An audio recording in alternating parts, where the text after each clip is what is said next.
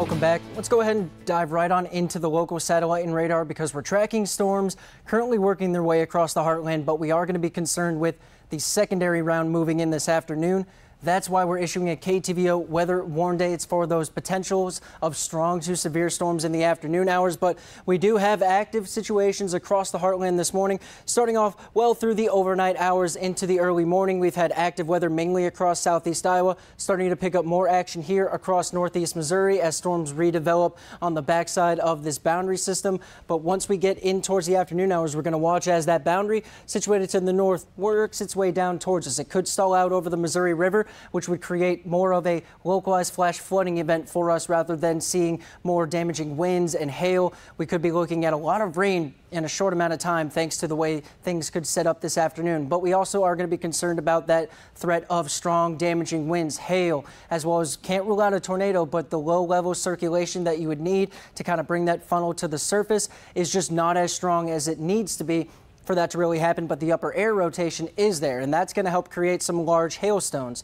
So what we're going to be concerned about this afternoon is a quick clearing effect that could heat up the atmosphere even more, creating a more unstable environment for these storms to develop in. But temperatures starting off very mild, and they're going to fluctuate as we get in through the next few hours. Our main concern right here is as we get in towards these late morning, early afternoon hours. From about 10 a.m. and onwards, we're tracking a large area of production here across southeast Iowa, focusing very intently on this cell as well out towards the Kansas City metro area because it could slide farther off towards them rather than pushing on in towards the heartland. But we are going to continue to see these storms cycling on in, and then heading towards about 4 and 5 p.m. there will be a secondary line that develops here across southeast Iowa, ending off by about 9 to 10 p.m. That's when things start to quiet down and start to move out of the area. High temperatures today, upwards of 85 degrees across the heartland, and it's unfortunately going to feel a little muggy as well, especially in the early afternoon if we get that clearing effect.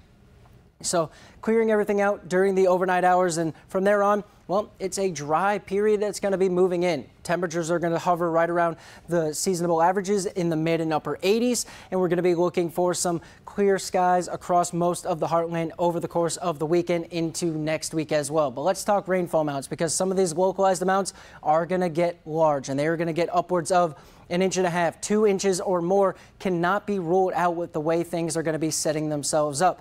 These are going to be rain-heavy systems. They can start to slow down, especially as that front sets up over the Missouri River. That's going to help stall these storms out, and they're going to move even slower as they work their way through. So we're focused here across our upper portions of southeast Iowa for some very heavy rainfall amounts that we're going to be monitoring throughout the day today.